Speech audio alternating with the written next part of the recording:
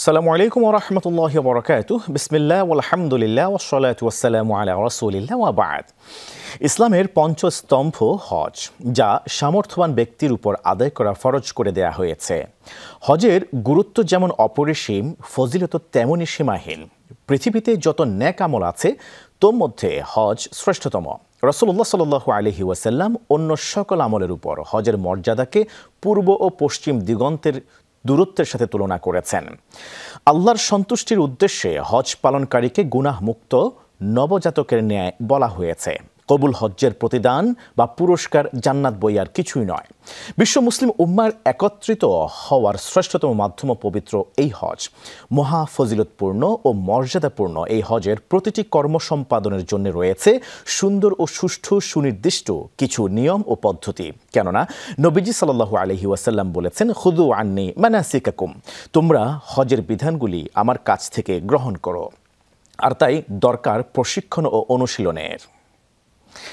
আজকের বিষয় হজ প্রশিক্ষণের গুরুত্ব ও প্রয়োজনীয়তা। সুপ্রিয় দর্শক শ্রোতা, কাছে এবং দূরে যে যেখানে আছেন সবাইকে স্বাগত জানাচ্ছি যমুনা টেলিভিশনের নিয়মিত আয়োজন in the name of Allah with Arabic cables অনুষ্ঠানে। আপনাদের সাথে আছি আমি মোহাম্মদ হিদায়াতুল্লাহ। অনুষ্ঠানটি টিভি সেটের পাশাপাশি যমুনা টেলিভিশনের ফেসবুক পেজে সম্প্রচারিত হচ্ছে। দর্শক, আপনারাও যোগ দিতে পারেন আমাদের সাথে এই অনুষ্ঠানে। সরাসরি ফোন করুন 0298240552 এই নাম্বারে। অতিথি হিসেবে আজ আমাদের সাথে যুক্ত আছেন চট্টগ্রাম বিশ্ববিদ্যালয়ের আরবি বিভাগের সুযোগ্য অধ্যাপক ফজলতুল উস্তাদ ডক্টর গিয়াসউদ্দিন তালুকদার হাফেজাহুল্লাহ। আসসালামু আলাইকুম ওয়া রাহমাতুল্লাহ। আহলান ওয়া সাহলান শেখ। ওয়ালাইকুম আসসালাম ওয়া রাহমাতুল্লাহি ওয়া বারাকাতুহু।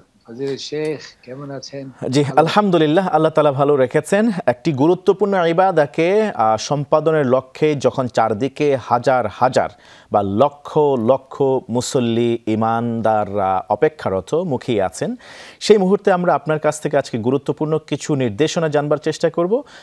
তা হচ্ছে হজের প্রশিক্ষণ। এই প্রশিক্ষণ গ্রহণ করা কতটুকু গুরুত্বপূর্ণ, কতটুকু জরুরি হজ্জে বাইতুল্লাহ যারা করবার নিয়ত করেছেন তাদের জন্য। শুরুতে যদি হজের প্রশিক্ষণ গ্রহণ করা কতটুকু গুরুত্বপূর্ণ ইমানদারদের জন্য, এই বিষয়ে যদি একটু ধারণা দিতেন প্লিজ। ধন্যবাদ আপনাকে সম্মানিত সঞ্চালক মহোদয়। আপনি বরাবরই অত্যন্ত গুরুত্বপূর্ণ এবং কারেন্ট অ্যাফেয়ার্স এর উপর গুরুত্ব দিয়ে কি বলা হয় বিষয় নির্বাচন করেন। যেহেতু লক্ষ লক্ষ হাজিরা প্রস্তুত এখন আল্লাহর ঘরে যাওয়ার, এই মুহূর্তে হজ বিষয়ক আলোচনাটাই হচ্ছে সবচেয়ে অগ্রাধিকার দেওয়া উচিত। আমি মনে করি যমুনা টেলিভিশন আপনার মাধ্যমে এই কাজটি করেছে প্রথম। আলহামদুলিল্লাহ, আল্লাহ পাকের শুকর। হজ হচ্ছে গুরুত্বপূর্ণ একটি ইবাদত, যেটা আপনি বললেন। কোরআন কারীমে যদিও নামাজ অনেক বড় ইবাদত, কিন্তু কোরআন কারীমে একমাত্র শুধুমাত্র একটি ইবাদতের নামে পূর্ণাঙ্গ সূরা, সেটি হচ্ছে হজ, সূরাতুল হজ। যদিও নামাজের অনেক গুরুত্ব, কিন্তু সূরাতুস সালাহ নেই। সিয়ামের অনেক গুরুত্ব, সূরাতুস সিয়াম নেই। কিন্তু কেবলমাত্র হজের নামে সুনির্দিষ্ট সূরা। এবং এই হজটি কেবল নবীকে ইসলামের মাধ্যমে নয়। আপনারা জানেন যে হযরতে আল্লাহ সুবহানাহু ওয়া তাআলা কোরআন কারীমে হযরত ইব্রাহিম ইসলাম যখন হজ খানায়ে কাবা নির্মাণ করলেন, আল্লাহ তাআলা নির্দেশ দিলেন, ওয়াআযিন ফিন নাস, তুমি এই ঘরে আসার জন্য আহ্বান করো।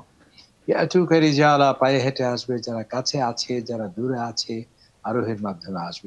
হাজার বছর আগেও হজ ফরজ ছিল, তবে মাঝখানে অনেক শিরক, অনেক বিদআত, অনেক মূল হাকিকত পরিবর্তন করে বিভিন্ন রং মিশিয়ে এর হাকিকতকে যখন নষ্ট করে ফেলেছিল, নবী ইসলামের মাধ্যমে আবার নতুন করে আল্লাহ সুবহানাহু ওয়া তাআলা নবম হিজরিতে আবার হজের নতুন করে ডাক দিলেন। তো এই হজের আপনি যেটা বললেন, যে কোনো হজ কেন, প্রতিটি ইবাদত সেটি অবশ্যই আপনাকে আগে জানতে হবে। এর জন্য ট্রেনিং নিতে হবে, এর জন্য প্রশিক্ষণ নিতে হবে। এই যে নামাজের ক্ষেত্রে আল্লাহ রাসূল বলছেন, সাল্লু কামা রাআইতুমুনি উসাল্লি, যেভাবে আমি নামাজ পড়ছি সেভাবে তোমাকে নামাজ পড়তে হবে। এবং হজের প্রতিটি বিধানের ক্ষেত্রে নবী কারীম সাল্লাল্লাহু আলাইহি সাল্লাম বলছেন, খুযু আন্নী মানাসিকাকুম, আমি যেভাবে হজ করছি সেভাবেই তোমাকে হজ করতে হবে। আমার দাদা বলেছেন, নানা বলেছেন, বৈজ্ঞানিক পদ্ধতি, সনাতনী পদ্ধতি, এই ধরনের কোনো পদ্ধতি উদ্ভাবন করে চমক লাগিয়ে নতুন করে হজ করে কোনো পদ্ধতিকে চমকপ্রদ করে উপস্থাপন করার কোনো সুযোগ নেই। বরং এ হজ করতে হবে আল্লাহ তাআলা যেভাবে বলেছেন, নবী কারীম সাল্লাল্লাহু আলাইহি ওয়াসাল্লাম যেভাবে বলেছেন।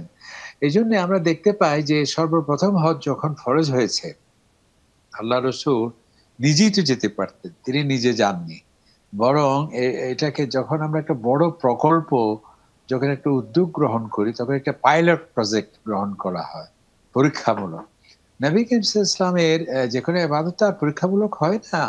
আমরা একটু উদাহরণের জন্য বলছি, আল্লাহ রসুল ওই যে আপনি বললেন তারবিয়ত, প্রশিক্ষণ, তালিম, ট্রেনিং, এত গুরুত্ব দিয়েছেন নবী করিম সাল্লাল্লাহু আলাইহি ওয়াসাল্লাম হযরতে আবু বকর রাদিয়াল্লাহু তাআলার নেতৃত্বে প্রথম একটি হজ কাফেলা তিনি প্রেরণ করার উদ্যোগ নিলেন এবং হযরত আবু বকরের নেতৃত্বে প্রথম হজ কাফেলা গিয়েছে। তাহলে দেখুন, হজ এই যে ফরজ হলো, ব্যক্তিগতভাবে আল্লাহ রসুল পাঠান নাই কাকরু, এবং সেটি রাষ্ট্রীয় পৃষ্ঠপোষকতায় এবং নবী করিম সাল্লাল্লাহু আলাইহি ওয়াসাল্লামের তত্ত্বাবধানে এবং যেন তেন ব্যক্তি নয়, হযরত আবু বকর রাদিয়াল্লাহু তাআলার নেতৃত্বে। এখানেও আল্লাহ নবীর পর কে নেতৃত্ব দেবেন সেটাও ইঙ্গিত। ওনার নেতৃত্বে হজের তালিম, হজের আরকান এবং আহকাম সবকিছু শিখিয়ে দিয়ে তিনি প্রেরণ করেন। এরপরে দেখা যাচ্ছে যে মাঝখানে আবার হযরত আলী রাদিয়াল্লাহু তাআলা আনহুকে পাঠালেন নতুন কিছু আরো দিক নির্দেশনা দিয়ে। তার মানে হচ্ছে কত গুরুত্বপূর্ণ যে একবার নবী ইসলাম আবু বকরের নেতৃত্বে পাঠিয়ে দিলেন, পরবর্তীতে আরো কিছু নতুন মাসাইল সেগুলোকে সংযোজন করে হযরত আলী রাদিয়াল্লাহু তাআলা আনহুকে পাঠালেন। হযরত আলীকে যখন দেখতে পেলেন হযরত আবু বকর রাদিয়াল্লাহু তাআলা আনহু, কি মজার বিষয়, আজকে যারা গণতন্ত্রের কথা বলে, যারা নেতৃত্বের কথা বলে, যারা আধুনিক আইনের কথা বলে, যারা নেতৃত্বের কি বলা লিডারশিপের কথা বলে, শিখুন আমার নবীজি কি শিক্ষা দিয়েছেন। হযরত আবু বকর রাদিয়াল্লাহু তাআলা আনহু হযরত আলীকে দেখে তিনি মনে করলেন যে সম্ভবত কোন নেতৃত্বের পরিবর্তন হয়েছে কিনা, যে হযরত আলীকে কোন নেতা হিসেবে দেয়া হয়েছে কিনা। তখন তিনি প্রথম সাক্ষাতেই বললেন আমিরান আম মামুরান, যে আপনাকে নবী ইসলামকে নতুন আমির করে পাঠিয়েছেন নাকি আমার নেতৃত্বে কোনো নির্দেশনা দিয়ে পাঠিয়েছেন। চমৎকার বলছিলেন আপনি শেখ। আলহামদুলিল্লাহ, আমরা গুরুত্বপূর্ণ আলোচনা শুনছিলাম আপনার কাছ থেকে। আমাদের ইতোমধ্যে একজন দর্শক যুক্ত হয়েছেন আজকের প্রাসঙ্গিক একটি বিষয়ে জানবার জন্য। আমরা প্রশ্নটি নিয়ে আপনার কাছ থেকে মূল আলোচনা ইনশাআল্লাহ তাআলা কন্টিনিউ করব। আসসালামু আলাইকুম ওয়া রাহমাতুল্লাহ। দর্শক কে কোত্থেকে কোন বিষয় জানতে চান পরিচয় দিয়ে সংক্ষেপে প্রশ্ন করুন। আমি একটা সুদের টাকা ঋণ আছি 2 থেকে 2.5 লাখ টাকা, এবং আমি 2 থেকে 2.5 লাখ টাকা একটা অফিসে টাকা পাবো, আমরা অফিসে এরিয়া বিল সরকারি টাকা। এখন টাকাটা দিয়ে ওমরা করার জন্য সবাই বলতেছে যে আমরা ওমরা করতে যাব। এখন আমার কি না সুদের টাকাটা আগে দেব, এটা একটু জানার জন্য হুজুরের কাছে আমি জানতে চাচ্ছি। আপনার প্রশ্ন আংশিক আমরা বুঝতে পেরেছি। আপনি যদি আমরা আপনার প্রশ্ন যদি এমনই হয়ে থাকে যে আপনি কোনো একটা প্রতিষ্ঠানে জব করেন, সেখানে আপনার কিছু জমানো টাকা আছে, আবার কিছু ঋণও আছে, আবার আরেক জায়গায় আপনার প্রতিষ্ঠান থেকে কিছু অর্থ আপনাকে দেওয়া হবে। এখন আপনি কি আগে ওমরায় যাবেন নাকি আপনার কি বলা হয় ঋণ পরিশোধ করবেন? এই যদি প্রশ্ন হয়ে থাকে আমরা আমাদের শেখের কাছ থেকে সংক্ষেপে উত্তর জানতে চাইব। শেখ, আপনি প্রশ্নটি শুনেছেন? আমার মনে হয় আমি যতটুকু একটু শুনতে পেলাম উনি সুদের কথাও বললেন মনে হয়। যাই হোক, যদি সুদের টাকা থাকে বা অন্যায় কোনো টাকা থাকে বা যেগুলো অপবিত্র সম্পদ, এটা দিয়ে হজ করা সমীচীন নয়। কারণ আল্লাহ সুবহানাহু ওয়া তাআলা ইন্নাল্লাহা তাইয়্যিব, আমি পবিত্র, কোনো অপবিত্র সম্পদ মাধ্যমে কোনো ইবাদত গ্রহণযোগ্য নয়। আবার কারো কাছে যদি ঋণ থাকে, ঋণ তো থাকে সকলেরই, যেমন অনেক শিল্পপতি যারা ব্যবসা করেন তাদের অনেক ঋণ থাকে। তো ঋণ থাকার সেই কৌশল ধরে কেউ যে হজ করতে না চায়, যে আমার ঋণ আছে এই সময় হজ করলে চলবে কিনা, আমার মনে হয় সেটি সমীচীন নয়। ঋণ থাকলেও আপনি যদি সেটি আদায়ে সক্ষম এবং মাসিক কিস্তি দেওয়ার সুযোগ থাকে, এমত অবস্থায়ও যদি আপনার অতিরিক্ত সম্পদ থাকে, সেটির মাধ্যমে হজ বা উমরা করা যেতে পারে। ধন্যবাদ আপনাকে, চমৎকার করে আপনি জবাব দিলেন সংক্ষেপে। জাযাকুমুল্লাহ খাইরান। দর্শক দেখছেন in the name of Allah with Arabic cables. ফিরব মূল আলোচনায়, সাথেই থাকুন।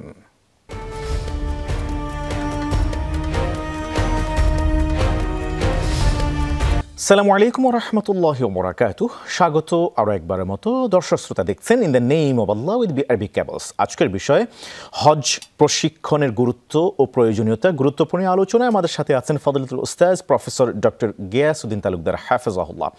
স্বাগত শেখ। বিরতির পর আরও একবারের মতো আমরা আপনার কাছ থেকে প্রাণবন্ত আলোচনা শুনছিলাম ঐতিহাসিক প্রেক্ষাপট সহকারে। এ পর্যায়ে যদি আপনি বলতেন হাজুল হারামাইন ও শরীফাইন সম্মানিত মেহমান বৃন্দ, হাজি সাহেবগণ, হজ আদায়ের পূর্বে কিভাবে প্রস্তুতি গ্রহণ করবেন, এই প্রস্তুতি যদি সারসংক্ষেপ আপনি তুলে ধরতেন প্লিজ। ধন্যবাদ আপনাকে। আমরা যেটি বলার চেষ্টা করছিলাম, হজ অত্যন্ত গুরুত্বপূর্ণ একটা ইবাদত। দেখুন, সর্বশেষ বিধান হচ্ছে হজ, অর্থাৎ এই হজের প্রস্তুতির জন্য 13টি বছর মক্কা শরীফ লেগেছে। মক্কা শরীফের 9টি বছর, অর্থাৎ প্রায় 22টি বছর প্রস্তুতির পর আসছে এই হজ। এর কারণ কি? এর কারণ হচ্ছে রাষ্ট্রীয় পৃষ্ঠপোষকতার দরকার, নিরাপত্তা, মানুষের অর্থনৈতিক সমৃদ্ধি এবং সমস্ত যখন কিছু পরিপূর্ণ হলো তখনই হজের আহ্বান হলো।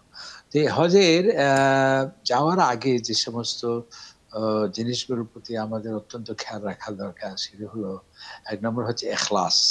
এখলাস থাকতে হবে। এই হজ আমি হাজি হওয়ার জন্য নয়, আলহাজ খেতাবে ভূষিত হওয়ার জন্য নয়, মানুষকে প্রদর্শনীর জন্য নয়। কারণ যে কোনো ইবাদত কবুল হওয়ার জন্য সর্বপ্রথম যেটি হচ্ছে এখলাসের প্রয়োজন। আল্লাহ তাআলা বলছেন, ওয়া মা উমিরু ইল্লা লিয়াবুদুল্লাহ মুখলিসিনা লাহুদ্দিন, তোমাদের প্রতি আমার নির্দেশ ইবাদত করবে কেবল আমার উদ্দেশ্যে। এবং আল্লাহ তাআলাও বলছেন, ওয়া আতিমুল হজ্জ ওয়াল উমরা লিল্লাহ, হজ করবে, উমরা করবে কেবলমাত্র আমার উদ্দেশ্যে, মানুষকে দেখানোর জন্য না।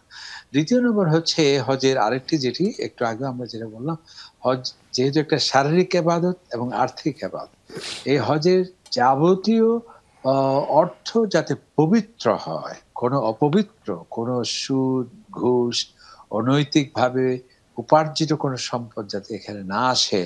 কারণ কোনো মানুষ যখন হজ করতে যায়, তার যদি এহরামের কাপড় চোপড় যেটি সে পরিধান করলো সেটি হারাম, তার আহার পানাহার সবকিছু হারাম, তখন যখন সে বলে লাব্বাইক আল্লাহুম্মা লাব্বাইক, তখন ফেরেশতা লা লাব্বাইক ওয়ালা সা'দাইক, তোমার লাব্বাইক আমরা গ্রহণ করছি না, তোমার এহরাম হারাম, তোমার পাথেয় হারাম, তোমার খাবার হারাম, তোমার পানাহার হারাম, তোমার সামগ্রিক প্রস্তুতিতে হারাম, সুতরাং কিভাবে তোমার এই হজ কবুল হতে পারে? সুতরাং আমাদের এখনো সময় আছে, আমরা যে পাথেয় যেটা এবং হজের যে খরচ, এটি যাতে পবিত্র হয়। 3 নম্বর হচ্ছে আত্মীয় স্বজন যারা আছে, যেহেতু বিদেশ ভূমিতে যাচ্ছি, তাদেরকে অনুমতি চাওয়া, মা বাবা থেকে অনুমতি চাওয়া, বিশেষ করে মা বাবার চেয়ে। নবী ইসলাম অনেক সময় একটা জেহাদে পাঠাচ্ছিলেন, তিনি বললেন তোমার বাবার অনুমতি নাও। বলছে তোমার বাবা অসুস্থ না, বয়স্ক, বয়োবৃদ্ধ, তখন তিনি বললেন যে তোমার মা বাবার খেদমত করো, এটাই হচ্ছে তোমার বড় হজ। এই জন্য মা বাবা যারা আছেন, আত্মীয় স্বজন যারা আছেন, তাদের কি করা, তাদের থেকে অনুমতি দেয়া, তাদের এই করা। তারপর হচ্ছে তওবা করা, আল্লাহ সুবহানাহু ওয়া তাআলার কাছে যাওয়া। এরপর হচ্ছে মানুষের কাছে যে মানুষের হক যদি থাকে, বান্দার হক, সেটি দেওয়ার চেষ্টা করা। এরপর হচ্ছে আপনি যেটা বললেন যে হজের নিয়ম কানুনগুলো আগে থেকে জেনে নেয়া প্রশিক্ষণের মাধ্যমে। ওই যে আপনি বললেন নবী করিম সাল্লাল্লাহু আলাইহি সাল্লাম, তিনি যে সাহাবায়ে কেরামদের সার্বক্ষণিক তিনি ফতোয়া দিয়েছেন। তিনি বলছেন যে ওয়াকাফতু হা হুনা, আমি এখানে আরাফাতে দাঁড়িয়েছি, পুরো আরাফাটাই হলো দাঁড়াবার জায়গা। নাহারতু হা হুনা, আমি এখানে জবাহ করেছি, তার মানে তোমাদেরকে এখানে এসে জবাহ করতে হবে তাই নয়। মিনা কুল্লুহা মানহার, পুরো মিনাটাই হচ্ছে নাহারের জায়গা। এবার দেখেন হযরত আয়েশা সিদ্দিকা রাদিয়াল্লাহু তাআলা আনহা, আমাদের মা, তিনি শারীরিক অসুস্থতার কারণে উমরা করতে পারেন। সকল নবী সাহাবায়ে কেরাম তো উমরা করেছিলেন। তখন নবী করিম সাল্লাল্লাহু আলাইহি ওয়াসাল্লাম ফতোয়া দিয়েছিলেন তার ভাইকে নিয়ে, ওই যে তানিম থেকে আবার আরেকটি উমরার বিধান দিয়েছেন। এরপর দেখুন অনেক সাহাবায়ে কেরাম, কেউ তাওয়াফের আগে সাই, কেউ সাইয়ের আগে তাওয়াফ, কেউ পাথর মারার আগে চুল কেটে ফেলেছিলেন, কেউ কোরবানের আগে পরে, নানা বিপরীত হয়ে গিয়েছিল। নবী করিম সাল্লাল্লাহু আলাইহি ওয়াসাল্লামের কাছে যখন গিয়ে বললেন, তিনি বললেন ইফআল লা হারাজ, কোনো অসুবিধা নেই, তোমাদের। চমৎকার করে আপনি বলছিলেন শেখ, চমৎকার, খুব সংক্ষেপে এবং কংক্রিট প্রস্তুতির কথা আপনি বলছিলেন। আমরা আপনার কাছ থেকে আরেকটু শুনতে চাইবো ইনশাআল্লাহ তাআলা একটা বিরতির পর। দর্শক দেখছেন in the name of Allah with BRB cables. ফিরবো মূল আলোচনায়, সাথেই থাকুন।